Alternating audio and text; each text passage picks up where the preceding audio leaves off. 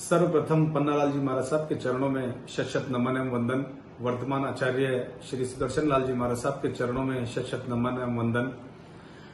आप सभी को मालूम है कि पिछले कुछ महीनों से जो प्राज्ञ संघ में, प्राज्ञ संप्रदाय में जो अव्यवस्थाएं फैल रही है, चल रही है, और वो सब चीजें जो आप लोग नहीं सुनना चाह रहे हैं वो भी आप लोगों को सुनने के लिए मजबूर होना पड़ रहा है।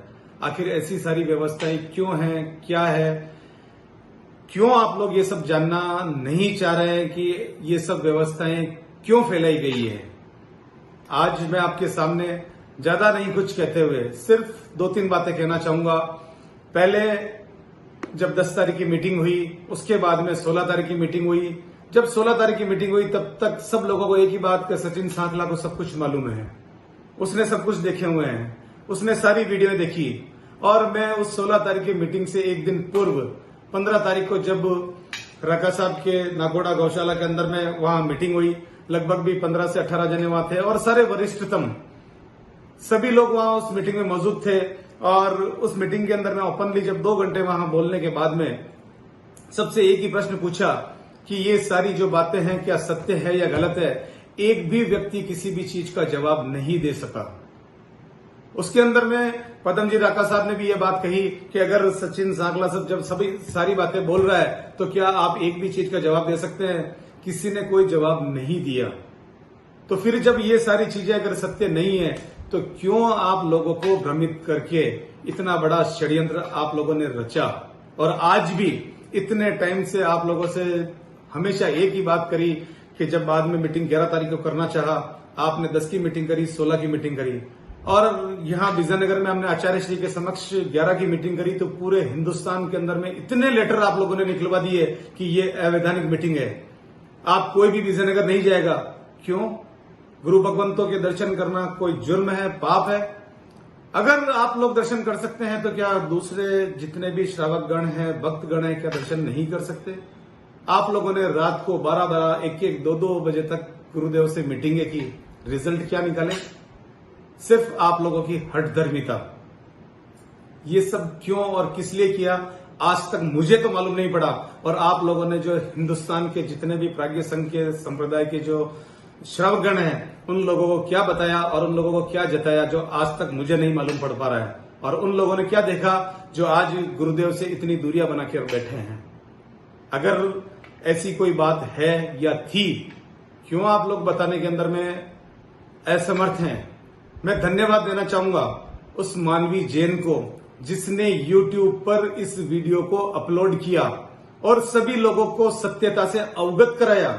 वो धन्यवाद की पात्र है। अगर वो वीडियो नहीं डालती, YouTube पर अपलोड नहीं करती, तो शायद एक भी व्यक्ति को इस सत्यता से अवगत नहीं कराया जा सकता था। जितने भी वीडियो पर जो लोग बागों ने देखे हैं, हर व्यक्ति ने सिर्फ एक ही प्रश्न कि इन लोगों के द्वारा पूछे गए प्रश्न का केवल उसने जवाब दिया है। प्रायोजित जो वीडियो उन लोगों ने बनाया है, क्योंकि स्पष्टता उन्होंने क्लियर दिख रही है कि उद्देश्य क्या था और उनका हासिल क्या करना चाह रहे थे। तो आज मैं आप लोगों से वही चीज कहना चाह रहा हूं। सब जगह आपने एक ही बात फैलाई कि सचिन सांकला ने गुरुओं पर मुकदमे दर्ज करा दिए हैं। मैं आपसे वही चीज पुनः पूछना चाह रहा हूं। मैंने आज दिनांक तक सिर्फ एक मुकदमा दर्ज कराया है, वो कराया है स्नेह लता जी पर। और वो इसलिए कराया है क्योंकि उनकी साजिशें साफ और स्पष्ट इस पूरे 1 घंटे के वीडियो के अंदर में क्लियर दिख रही है कि उनके द्वारा बनाए गए वीडियो, फोटो, सब कुछ। और ये पदाधिकारी चारों उन वीडियो, फोटो को लेने के लिए उनकी पूरे जीवन की आजीविका तक चलाने के लिए तैयार थे। तो ऐसी क्या नौबत आ गई कि एक तरफ 35 साल की दीक्षा, जिनके अंदर में 25 साल से हमारे आचार्य श्री जो आचार्य पद पर हैं और 35 साल से उनके चरणों में माथा टेका है। आज हिंदुस्तान में अगर हम कहीं भी जाते हैं, मंदिर, गुरुद्वारा, मस्जिद, कहीं भी, तो सबसे पहले 3 जगह सबसे बड़ी महत्वता दी गई है, माता, पिता और गुरु। अगर हमने हमारे माता, पिता और गुरु पर अगर विश्वास नहीं किया तो हिंदुस्तान में ऐसी कोई चीज बाकी नहीं रही कि हम किसी पर विश्वास कर सकें। अगर आपने उन 35 साल की दीक्षा पर, गुरु पर इतने बड़े आरोप लगाकर आज उनको प्रमाणित तथ्य कुछ भी प्रूफ नहीं कर पा रहे हैं, तो क्यों ये हरकतें आप लोगों ने की। जिसका कहीं से कहीं तक आपके पास में कोई जवाब नहीं है।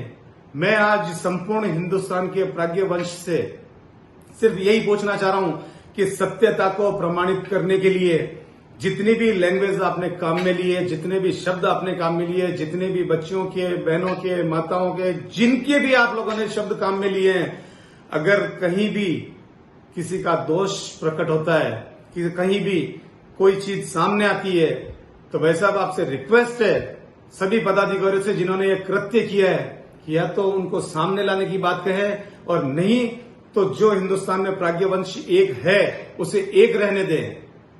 इस प्राज्ञ परिवार के टुकड़े नहीं करें। आपके सिर्फ और सिर्फ स्वार्थ के लिए आपने जो ये बातें कही है, क्यों ऐसा करना चाह रहे हो? अगर कहीं आपका स्वार्थ झलकता है तो भाई साहब उस स्वार्थ को आप ताक में रख दीजिए, क्योंकि 11 तारीख की जो समन्वय की मीटिंग थी वो केवल और केवल एकता के लिए, संगठन के लिए, केवल और केवल एकीकरण के लिए मीटिंग की गई थी। किसी भी तरीके से कोई बिखराव का काम नहीं था और पूर्ण विश्वास के साथ जिसमें आप लोगों ने लोगों को फोन कर करके जो लोगों को बताया कि उस मीटिंग में नहीं जाना, महावीर भवन को सीज कर दिया गया है, कोई भी वहां जाएगा तो ऐसी बातें होंगी। लेकिन आज पूरे हिंदुस्तान में उस पूरी मीटिंग का 4.5-5 घंटे जो मीटिंग चली, पूरा उसका वीडियोग्राफ बना, सारी चीजें, एक भी शब्द कहीं गलत काम में नहीं लिया गया और समन्वय के अलावा कोई दूसरी बात हम लोगों ने ना तो किसी की सुनी और ना किसी को बोलने दिया। एक तरफ ये प्राज्ञ संघ है, एक तरफ आपके द्वारा बनाया गया प्राज्ञ संघ है। क्यों इसके बिखराव कर रहे हैं? अगर यही बिखराव आपको करना था और करना है तो आप लोगों ने आज तक जो कोई 20 साल से सेवा दे रहा है, कोई 30 साल से सेवा दे रहा है, तो आपने किस प्राज्ञ वाले संघ की सेवा दी है? क्या ये तोड़ने के लिए? और आज भी आपसे एक ही बात कहना चाहूंगा, केवल और केवल कि आपने जिस तरीके से जिस गुरु का सम्मान खोया है, सिर्फ और सिर्फ उस गुरु का सम्मान लौटा दो। पूरा प्राज्ञ परिवार आज भी एक है।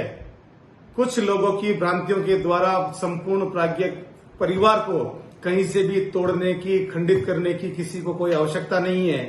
पन्नालाल जी महाराज साहब ने जिस प्राज्ञ वंश को बनाया, जिस प्राज्ञ वंश को चलाया और आज इतना बड़ा प्राज्ञ वंश पूरे हिंदुस्तान के अंदर में अपनी खुशबू फैला रहा है, उसको तोड़कर किसी को कुछ नहीं मिलेगा।